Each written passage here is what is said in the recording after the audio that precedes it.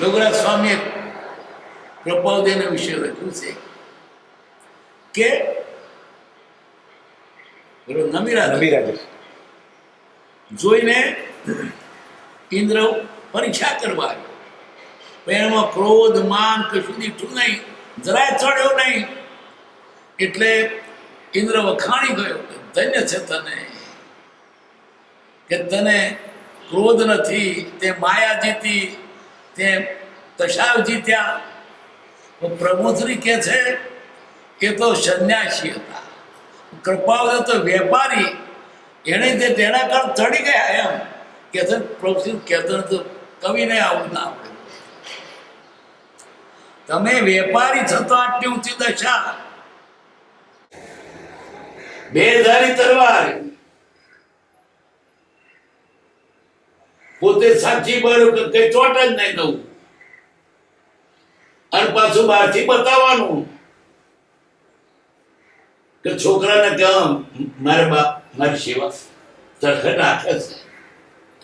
બાપને એમ લાગે કે ના છોકરો તો મારી સેવા કરે છે, માને એમ લાગે કે છોકરો મારી સંભાળ લે છે, સગાવાળા એમ જાણે કે રાયતન આપણને મળતા છે, બહારથી અંદર નહીં.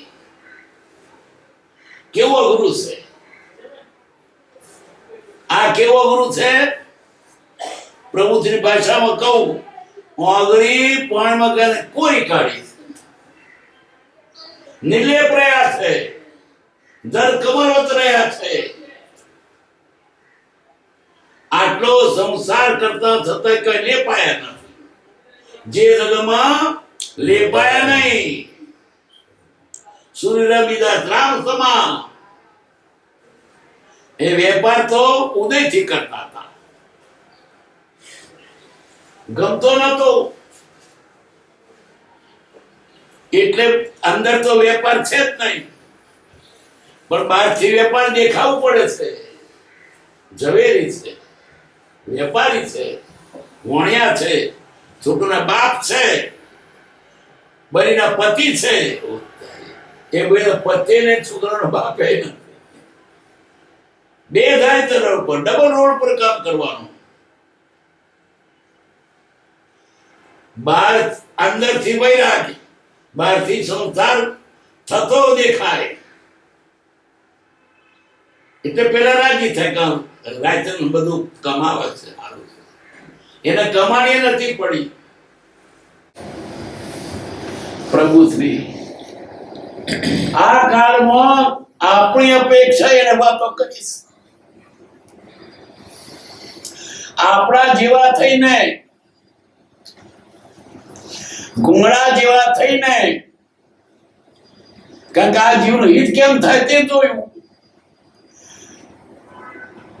ફૂલારે કરવા દીધા, જૈન સાધુ ફૂલ નાડે, પણ છોકરોને સમજાવવા તો શું કરવું?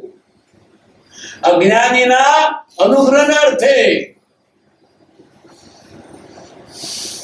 એમણે પછી કહ્યું ને, આ ફૂલારને ગમતા છે,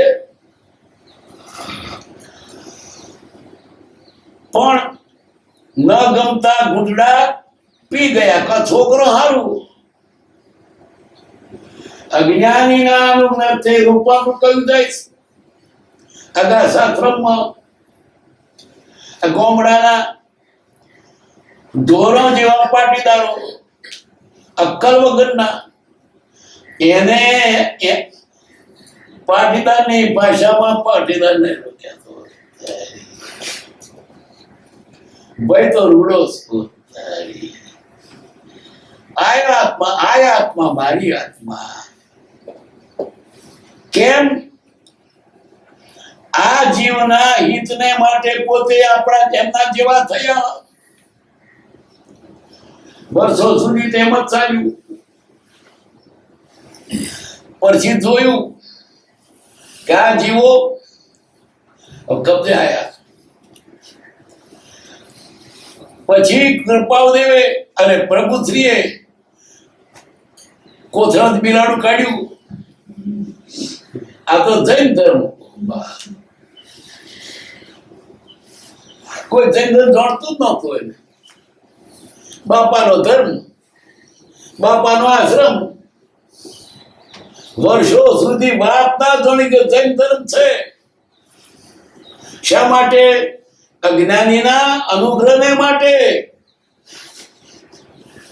વર્ષો વીત્યા, લોક જાણે કે બાપાનો ધર્મ. તરત તો બાપાનો ધર્મ કે છે, કોઈ જૈન ધર્મ કહેતું જ નથી. પછી જાણ કે કબજા આવ્યા છે. જેમ પેલો મદારી ડુગડુગી વગાડે ને, છોકરો ભેગો થાય અને પછી કોથળા બિલાડું કાઢ્યું. આ તો જૈન ધર્મ કહેવાય. એટલે આટલે વર્ષ જાવ જૈન ધર્મ અમારે. રાત્રે ખાવા દીધું, દાડે ખાવા દીધું, કમરે ખાવા દીધું, અને કબીરનો અને પ્રીતનો બધાને ખાવા દીધો. આ તો જૈન ધર્મ. એટલે આટલે વર્ષે ઓબેર કરવા પડશે. આટલા સુધી આજે કઈ રાત્રે ના ખવાય, આજે ખાવા દીધું. જાણ્યું કે હવે ગોણ્યો કબજા આવ્યા છે. પછી શું કર્યું? જેમ ભેંસને લીલી ચાયનો કલ્લો ધરે અને ટેકાથી ખીલે આવે અને હોકર ચડાવી દે. એ મેડો હે તમને હોકર ડફડો માર્યા કહો જોઈએ. હવે હોકર ચડાવી ડફડો માર્યો, છૂટા તો નાખી દે. આટલે વર્ષે ક્યાં થઈએ? જો પહેલેથી જ કહ્યું કે જૈન ધર્મ કોઈ તો ના આવત. અજ્ઞાનીના અનુજ્ઞા અર્થે રૂપાંતર પૂર્વક કહ્યું થાય છે. પછી તો શું કરે? હવે વટલાયા. હવે ક્યાં જવું? અમાર તો દશા શું થઈ? પાણી પીધા પછી ઘર પૂછવા વાળવા કોનું ઘર પણ તો વટલાઈ તો ગયા. હવે શું કરવાનું? એમ જ્ઞાની પુરુષો સમાજ જીવના હિતને માટે કઈ રૂપાંતર પર કયું જાય છે, કઈક અધૂર વાત હતી.